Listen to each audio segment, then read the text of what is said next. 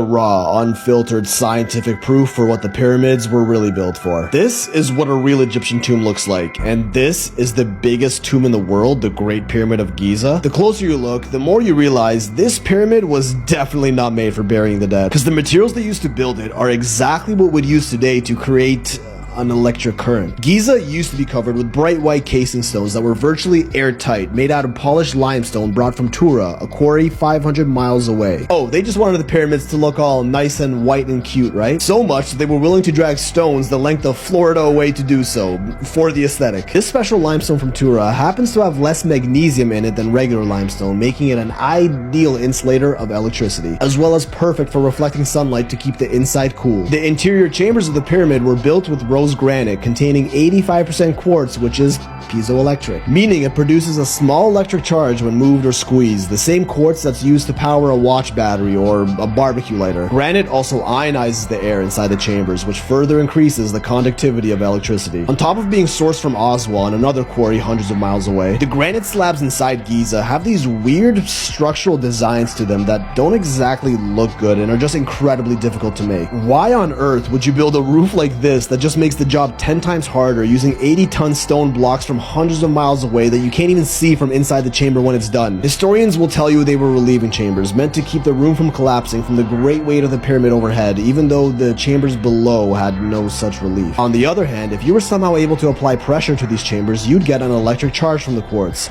A lot of it. But electricity can't just exist if we want to utilize it for energy. It needs to get directed through something in order for us to make use of it, an electric current. Copper is often used in wires to do just that.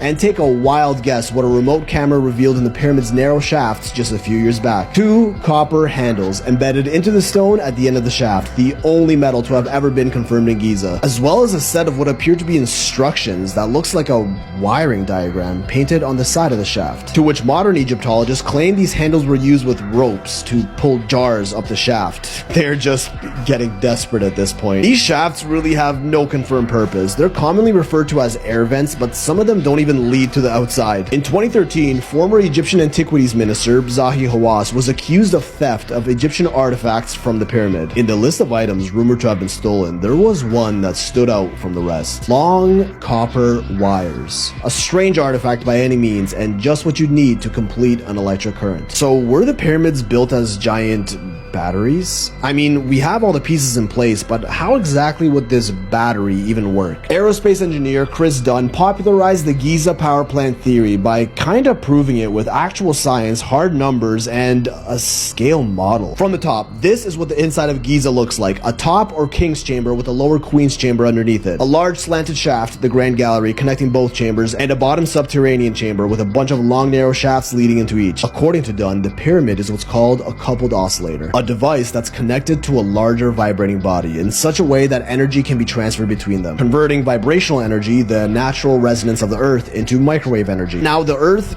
it vibrates, producing frequencies in the form of natural underground seismic activity, the Schumann resonances in Earth's electromagnetic fields, as well as the movement of water in key locations just below Earth's surface, which also creates vibrational frequencies. The entire process starts in the subterranean chamber, which was built directly above underground aquifers with powerful flowing water right under the pyramids. A convenient location for the perfect coincidence theory. It's said that the flowing water and possibly even seismic activity of the Earth would create vibrational waves that resonate throughout the pyramid. Vibrational waves that would be maximized at the center of mass of any object, and Giza just so happens to sit at the center of landmass of the world. Coincidence. Now the real kicker was when traces of zinc and hydrochloric acid were found in the shafts leading into the Queen's Chamber. Dunn suggests that some ancient form of these two chemicals were poured down the shafts and mixed together in the chamber, which would trigger a chemical reaction, one that releases hydrogen gas, a proven process using the exact trace chemicals that were found in the shafts. The gas would travel from the Queen's Chamber through the Grand Gallery and up into the King's Chamber, while the pressure of the gas compresses the granite quartz and creates piezoelectricity, another proven process. Vibrations from below would trigger resonators in the Grand Gallery, which it was believed that 27 acoustic devices were placed in the empty slots that can be found here. The compressed quartz would create the spark for the vibrations to energize the hydrogen atoms into a microwave energy beam, which would reach the King's Chamber through this 4.8 times 8.4 inch watertight shaft cut into the granite. Conveniently, the perfect size for the hydrogen microwave wavelength at 21 centimeters, and the exact dimensions of what we've call a waveguide today, a structure that guides the transmission of energy waves in one direction. And let me remind you, granite is harder than steel. Cutting a shaft like this is damn near impossible with known ancient technology, and definitely not something they do for fun. These microwaves would further resonate in the king's chamber, which was tuned to a very specific frequency using those layers of stones in the roof. Remember those incredibly difficult stones above the chamber?